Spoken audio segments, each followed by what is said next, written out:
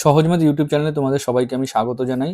আমরা RRB NTPC 2024-এর জন্য যে চ্যাপ্টার ওয়াইজ ম্যাথের যে প্রিভিয়াস ইয়ার কোশ্চেন আমরা শুরু করেছিলাম, আজকে তার আমরা চ্যাপ্টারের মধ্যে শতকরা চ্যাপ্টারের যে কোশ্চেনগুলো আছে সেগুলো আমরা সলভ করব, যেগুলো আগের বছর পরীক্ষাতে এসছে। তো আমরা এখানে যে কোশ্চেন্সগুলো নিয়েছি সেই কোশ্চেন্সের সংখ্যা হচ্ছে কটা? 20টা। আজকে আমরা 20টা কোশ্চেন সলভ করব। তো আগের বার আমরা 10টা করে করেছি। এই চ্যাপ্টারটা একটু ভাস্ট আছে, তো এখানে বিভিন্ন ধরনের কোশ্চেন এসছে। তো আমরা এখানে কি করেছি, 20টা কোশ্চেন বেছে নিয়েছি। ঠিক আছে, এই কোশ্চেনগুলো তোমরাও অ্যাটেম্প্ট করতে পারবে। তোমরা টেক্সট বুক যে অ্যাপ আছে সেই টেক্সট বুক অ্যাপে প্রিভিয়াস ইয়ার চ্যাপ্টার ওয়াইজ যে কোশ্চেনগুলো আছে সেখানে গিয়েও তোমরা এগুলো কিন্তু নিজেরাই অ্যাটেম্প্ট করতে পারবে। আমাদের প্রথম কোশ্চেন বলেছে, মোবাইলের দাম প্রথমে 20% হ্রাস পেয়ে তারপরে 10% বৃদ্ধি পায়, দামের নেট পরিবর্তন কত? যখনই এরকম ধরনের তোমাদের কাছে কোশ্চেন আসবে না, সিম্পল তোমরা দামটাকে ধরে নেবে কত? 100। এবার দেখো প্রথমে 20% হ্রাস পেয়েছে, তার মানে কোনো জিনিস যদি 100 থাকে সেটা কত হয়েছে? 80 হয়েছে, হয়ে গেল। এবার বলেছে 10% বৃদ্ধি পেয়েছে, তাহলে 100 থাকলে সেটা কত হয়ে যাবে? 110। ঠিক আছে, এবার যদি তোমরা কাটাকুটি করো, দেখো 100 100 কি হয়ে গেল? কেটে গেল। একটা শূন্য দুটো শূন্য, একটা শূন্য দুটো শূন্য, 88। তাহলে তোমার ছিল কত? 100, হয়ে গেল 88। তাহলে কতটা তোমার ডিক্রিজ হয়েছে? 12%। তাহলে এটাই হয়ে গেল তোমাদের আনসার।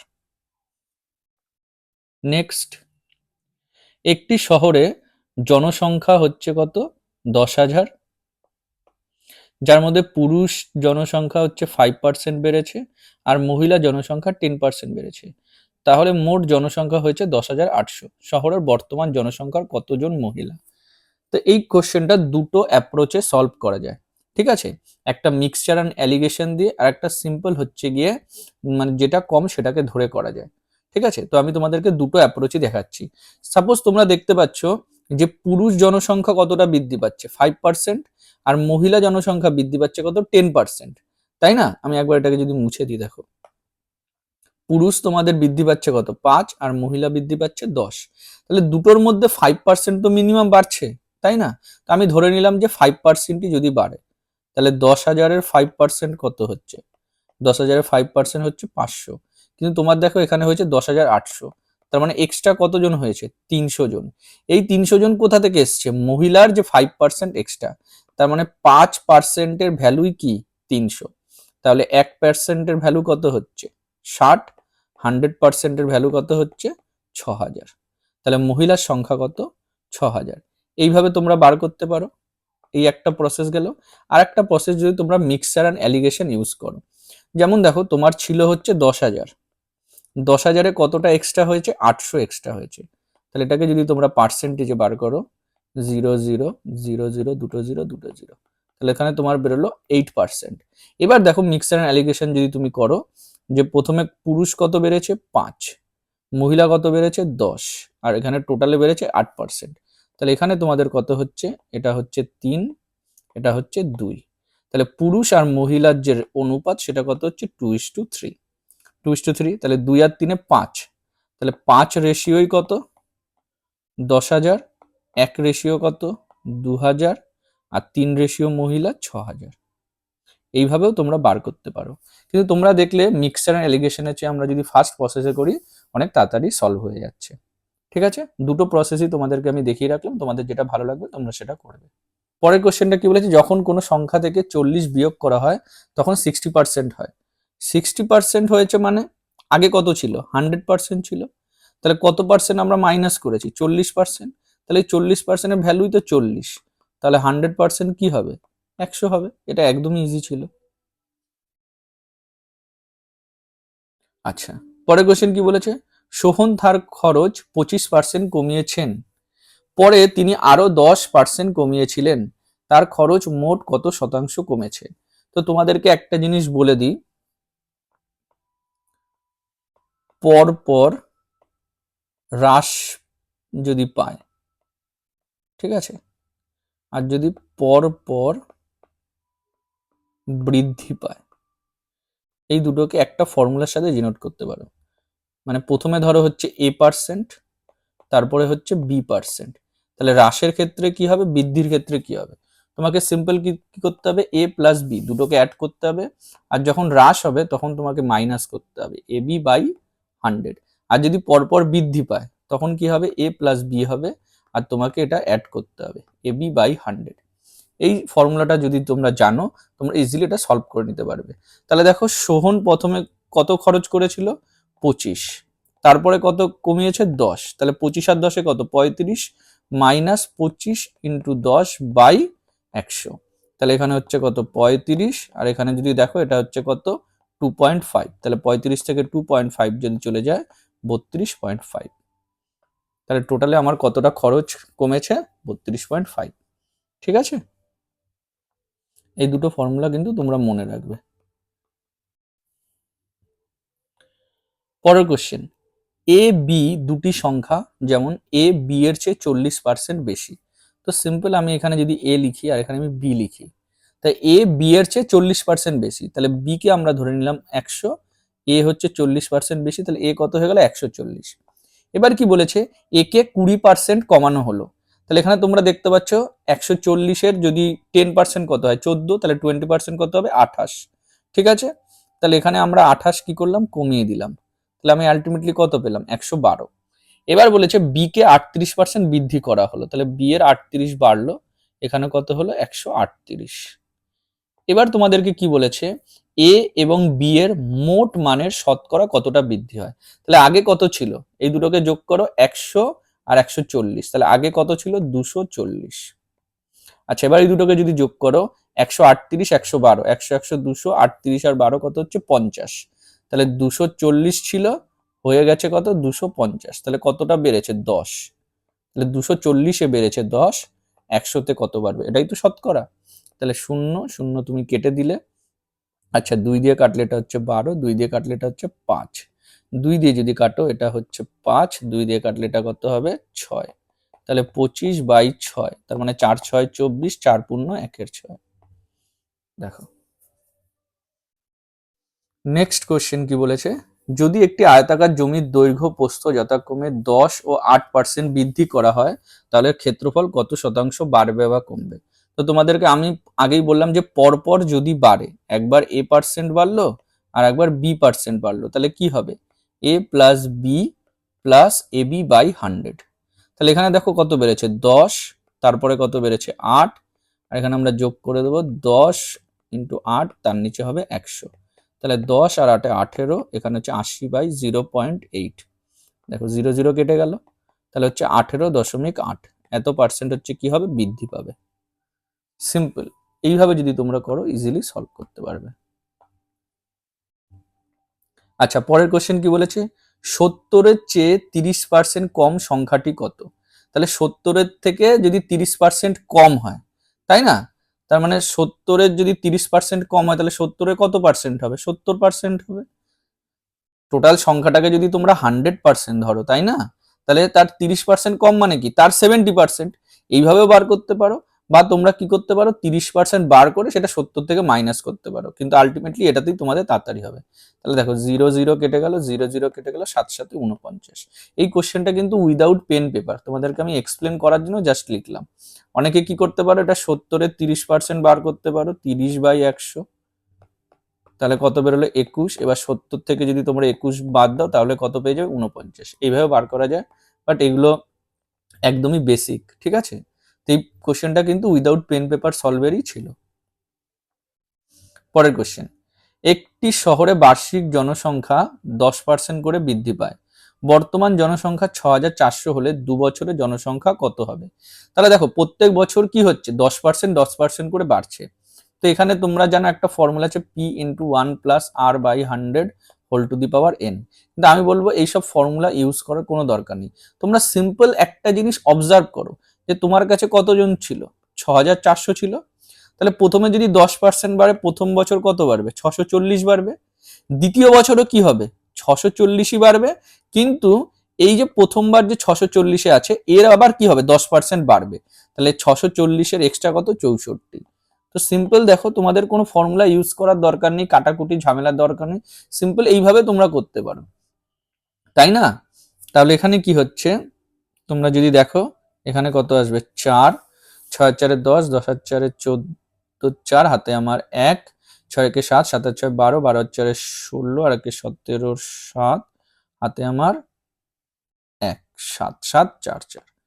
তোমরা দেখো লাস্টের দুটো যখন 44 আসলো তখন অপশন এলিমিনেট করেই তোমরা করতে পারো। আচ্ছা, 2 বছরের আর একটা কিভাবে করা যেতে পারে সেটা আমি তোমাদেরকে দেখিয়ে দিই। দেখো 10%, 10% মানে কি 1/10, তার মানে 10 আর উপরে কত হবে, 10-এর সাথে 1 যোগ করলে 11 এর স্কয়ার। তার মানে আসল যদি হয় 100, সুদ আসলটা কত হবে 121। তার মানে 100 জন থেকে 121 হচ্ছে। তাহলে এইভাবেও তোমরা করতে পারো, 6400 উপরে কি হচ্ছে 121, নিচে হচ্ছে 100। তাহলে এইভাবে দুটো কেটে গেলে এবার 64 দিয়ে যদি এটাকে করো, 64 ওকে 64 4 হাতে আমার 6, 64 দুগুণে 128, 128 হাতে আমার 6 ছিল, তাহলে 134-এর 4 হাতে আমার হচ্ছে কত 13, 64 ওকে 64 আর 13 77। এইভাবেও তোমরা সলভ করতে পারো, ঠিক আছে, যেটা তোমাদের সোজা মনে হবে। অনেকভাবে করা যায়, ঠিক আছে। তো আমরা এবার আসছি পরের কোশ্চেনে।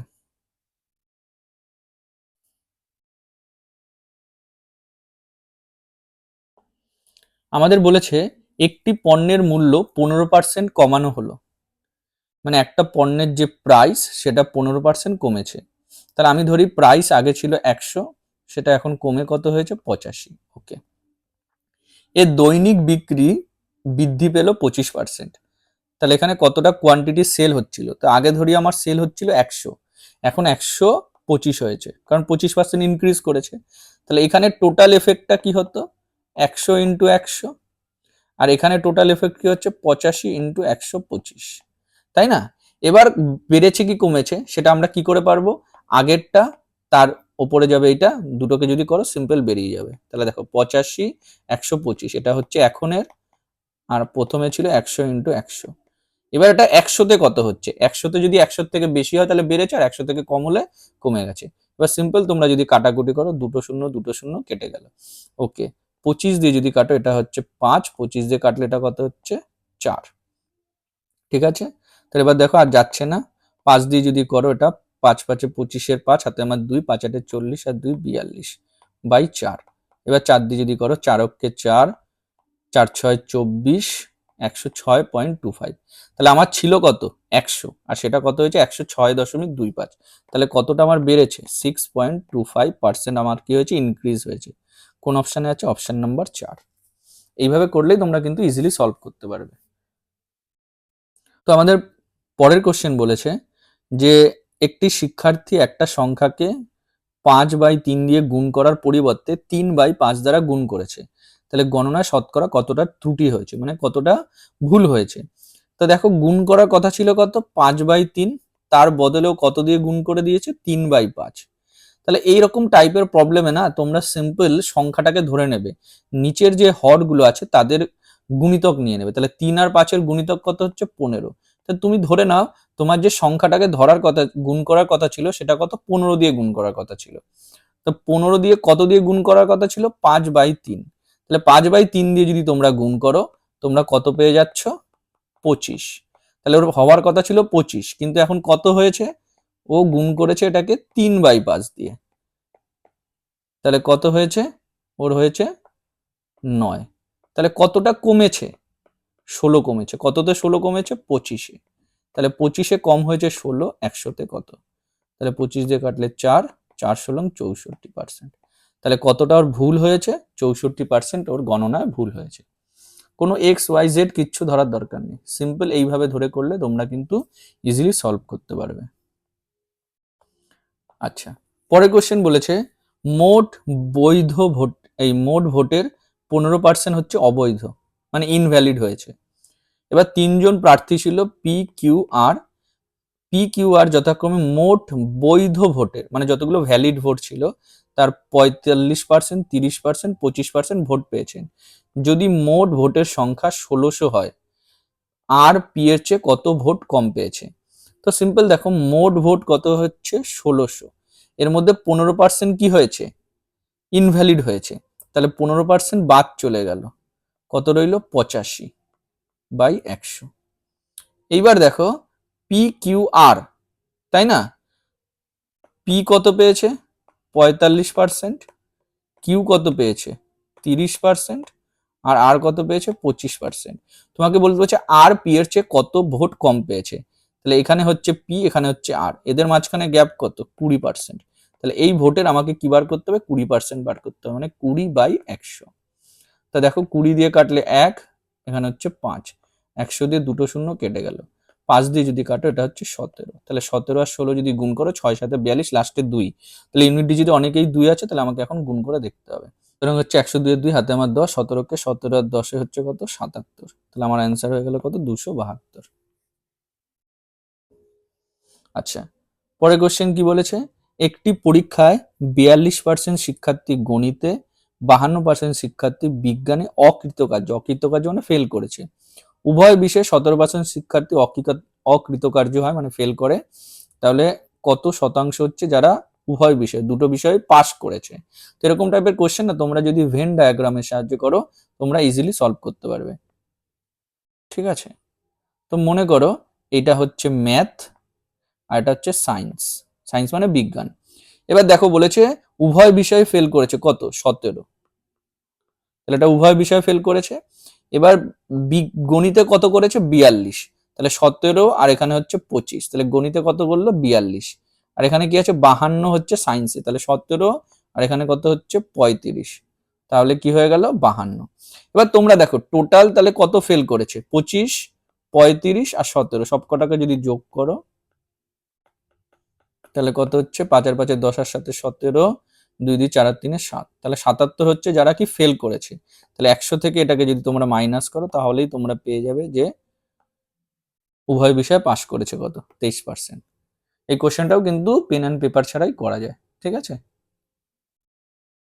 পরের কোশ্চেন, একটি নির্বাচনে 70,000 যোগ্য ভোটারদের মধ্যে 42,000 ভোট দিয়েছেন, ভোটদানকারী ভোটারদের শতকরা গণনা কত। তাহলে এখান থেকে তোমরা দেখতে পাচ্ছ আমার এই তিনটে জিরোর কোনো দরকার নেই, দুদিকেই কেটে গেল। তাহলে 70-এর মধ্যে 42 হচ্ছে কি ভোট দিয়েছে, তাহলে 100-তে কত, সিম্পল 0 0 কেটে গেল, 6 দিয়ে কাটলে হচ্ছে এই 7 দিয়ে কাটলে 6, 6 10 60, তাহলে কত শতাংশ ভোট দিয়েছে 60%। এগুলো একদমই ইজি, মুখে মুখেই হয়ে যায়। পরের কোশ্চেন কি বলেছে, জ্যাক একটি পরীক্ষায় 45% নম্বর পেয়েছে এবং 18 নম্বরের জন্য ফেল করেছে। তাহলে জ্যাক কত পেয়েছে 45 আর ফেল করেছে কত 18 নম্বরের জন্য, তাই না। এবার কি বলেছে, যদি সে 65% পেত তবে সে পরীক্ষা পাশ করার জন্য প্রয়োজনীয় ন্যূনতম নম্বরের চেয়ে 6 নম্বর বেশি পেত। তাহলে এখানে দেখো এটা হচ্ছে 45%, এটা হচ্ছে 65%, মাঝখানে গ্যাপ কত 20%। আর এখানে দেখো -18 6, তাহলে এটা থেকে এটাকে যদি আমরা বিয়োগ করি তাহলে মাইনাস মাইনাসে কি হয়ে যাবে প্লাস, তাহলে 24, তার মানে 20%ই কি 24। সেই পরীক্ষার সর্বোচ্চ নম্বর কত, তার সর্বোচ্চ নম্বর মানে কি 100%, তাহলে 1% কি হচ্ছে 24/20, আর 100% হবে 100 দিয়ে গুণ করবে, তাহলে 20 দিয়ে কাটলে 5, 5 24 120। এইভাবে তোমরা সলভ করবে, নাকি তোমরা ধরবে যে ধরি পাশের নম্বর হচ্ছে এক্স বা মোট নম্বর হচ্ছে এক্স, এইভাবে কোনো দরকার নেই, সিম্পল এইভাবে করবে। ঠিক আছে, আর এই যে জায়গাটা এই জায়গাগুলো কিন্তু মুখে মুখে করা যায়, যে 45 65 20, 18 হচ্ছে 24, তার মানে 20 যদি হয় 24, 100 কত হবে 20-কে 5 দিয়ে গুণ করছো, তাহলে 24-কে 5 দিয়ে গুণ করলে 120। এই কোশ্চেনটাও উইদাউট পেন পেপার তোমরা করতে পারো যদি তোমরা জানো প্রসেসটা।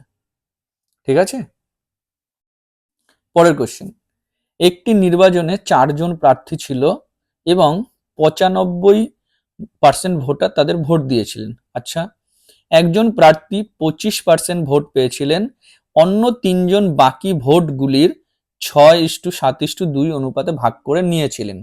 তৃতীয় স্থানে থাকা প্রার্থীর ভোট চতুর্থ স্থানে থাকা প্রার্থীর ভোটের পার্থক্য এত, মানে যিনি যে থার্ড হয়েছে আর যে ফোর্থ হয়েছে তাদের মাঝের ডিফারেন্স হচ্ছে 69,198। বিজয়ী প্রার্থী কত ভোট পেয়েছিল। তো সিম্পল দেখো 4 জনের মধ্যে একজন কত পার্সেন্ট পেয়েছে 25%, এটা একজন পেয়েছে, তাহলে আর বাকি 3 জন মিলে কত পাবে 75% পাবে। তো এটার আবার কি দেওয়া আছে অনুপাত দেওয়া আছে, কত দেওয়া আছে 6:7:2, তাহলে 6 আর 7 কত 13, 13 আর 2 15, তাহলে 15-র ভ্যালুই কত 75, তাহলে 1 ইউনিটের ভ্যালু কত 5। তাহলে এবার এইদিকে যদি আমরা সব 5 দিয়ে গুণ করি তাহলে সিম্পল দেখো এ পেয়েছে 25%, তাহলে এবার যদি 5 দিয়ে গুণ করো এ পাবে 30%, এটা হবে 35%, আর এ হবে কত 10%। ক্লিয়ার হয়ে গেল?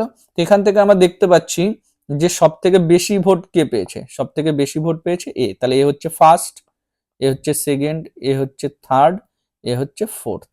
এবার তোমাদের কাছে যেটা বলে দেওয়া আছে তৃতীয় আর চতুর্থ স্থানের মাঝখানে যে গ্যাপ, তাহলে দেখো 25% আর 10 মানে 15%, তার মানে 69, 198, এটা হলো 15-র ভ্যালু। আমাকে কি বার করতে বলেছে? বিজয়ী প্রার্থী। বিজয়ী প্রার্থী মানে সব থেকে বেশি কে পেয়েছে? 35। তাহলে 35-এর ভ্যালু কত, এটাই আমাদেরকে বার করতে বলেছে না? এবার তোমরা যদি কাটাকুটি করো, 5 দিয়ে কাটলে এটা হচ্ছে 3, 5 দিয়ে কাটলে এটা হচ্ছে 7, 3 দিয়ে যদি কাটো 3 23 69, 3 6 18, তারপরে হচ্ছে 1 আবার 18, 6 হয়ে গেল। বা 7 দিয়ে যদি গুণ করো 6 7 42 2, ইউনিট ডিজিট 2 একটা অপশানে আছে, তাহলে আমার পুরো আর গুণ করার দরকার নেই। ঠিক আছে, পরের কোশ্চেনে আসছি। একটি নির্বাচনে এ মোট ভোটের 48% পেয়েছে এবং সি মোট ভোটের 18% পেয়েছে, বি বাকি 2720 ভোট পেয়েছে। এ ও সি এর পাওয়া ভোটের সংখ্যার পার্থক্য নির্ণয় করুন। তাহলে সিম্পল দেখো, এ, বি আর সি, তাহলে মোট ভোট কত? 100। তার মধ্যে এ কত পেয়েছে? 48%, সি কত পেয়েছে? 18%। তাহলে বাদ বাকিটা কে পেয়েছে? বি পেয়েছে, তাই না? এটা পার্সেন্ট আছে। তাহলে 48 আর 8 কত হচ্ছে? 56 আর 10 66। তাহলে 66 যদি 100 থেকে চলে যায়, তাহলে ও কত পাচ্ছে? 34%। এই 34%-এর ভ্যালু কিন্তু বলে দিয়েছে 2720। এটা কতর ভ্যালু? 34-এর ভ্যালু। এবার তোমাদেরকে বার করতে বলেছে যে এ আর সি এর পার্থক্য। তাহলে এ কত পেয়েছে? 48, ও পেয়েছে 18, তাহলে এদের মাঝখানে পার্থক্য কত? 30%। তাহলে তোমাকে 30-এর ভ্যালু বার করতে হবে। তো তোমরা যদি 2 দিয়ে কাটো, এটা কত হবে? 17, 2 দিয়ে কাটলে হচ্ছে 13 দুগুণী 26, 6 দুগুণী 12, আর এখানে 0। 17 দিয়ে যদি কাটো এটা হচ্ছে 8 মানে 80, তাহলে 3 8 24, দুটো 0, তাহলে পার্থক্য কত হচ্ছে? 2400। আচ্ছা, পরের কোশ্চেন কি বলেছে? রমন একটি পরীক্ষায় 456 নাম্বার পেয়েছে এবং সীতা একই পরীক্ষায় 54% নাম্বার পেয়েছে, যা রমনের চেয়ে 24 নম্বর কম। তার মানে 54% যে নাম্বারটা, 54%টা অ্যাকচুয়ালি কি? 456, তার থেকে 24 বাদ দিলে যেটা হয় সেটাই। তাহলে তোমরা যদি বাদ দাও, এখানে কত হচ্ছে? 2, এটা হচ্ছে 3, 432। তাহলে 432 হচ্ছে কি? 54%। পরীক্ষার ন্যূনতম উত্তীর্ণ হওয়ার নাম্বার হচ্ছে 34% হলে রমন ন্যূনতম উত্তীর্ণ হওয়ার নম্বরের চেয়ে কত বেশি পেয়েছে? তো সিম্পল, 54% যদি 432 হয়, তাহলে 34% কত সেটাই আমাকে বার করতে হবে। ব্যাস। এবার তোমরা যদি কাটো এটাকে, দেখতে পাচ্ছ এটা 4 8 32, 8 দিয়ে চলে যাচ্ছে, তাহলে এখানে কত হচ্ছে? 8। 8 দিয়ে এবার যদি করো, 4 8 32-এর 2, হাতে আমার 3, 3 8 24 আর 3 27, 272। তাহলে রমন কত পেয়েছিল? 456। তার থেকে 272 কি করতে হবে? বিয়োগ করতে হবে। তাহলে 2 আছে কত হলে 6 হবে 4, 7 7 আছে কত হলে 15 হবে 8, 2 আর 3 184। ব্যাস, হয়ে গেল। পরের কোশ্চেন, একটি স্কুলে বার্ষিক নির্বাচনে 2000 জন মোট শিক্ষার্থী যারা ভোট দিয়েছে, তাদের মধ্যে 1600 জন শিক্ষার্থী একে ভোট দিয়েছে। প্রার্থী একে ভোট দেওয়া শিক্ষার্থীর শতাংশ। তো সেম, 2000 ছিল, তার মধ্যে একে কত ভোট দিয়েছে? 1600 ভোট দিয়েছে। তাহলে এখান দিয়ে দেখো তোমরা দুটো জিরো কেটে দিতে পারলে, তাহলে 100-তে কত? এবার 20 দিয়ে 100-কে কাটলে হচ্ছে 5, 5 80%। ব্যাস, এটা একদমই ইজি। পরের কোশ্চেন কি বলেছে?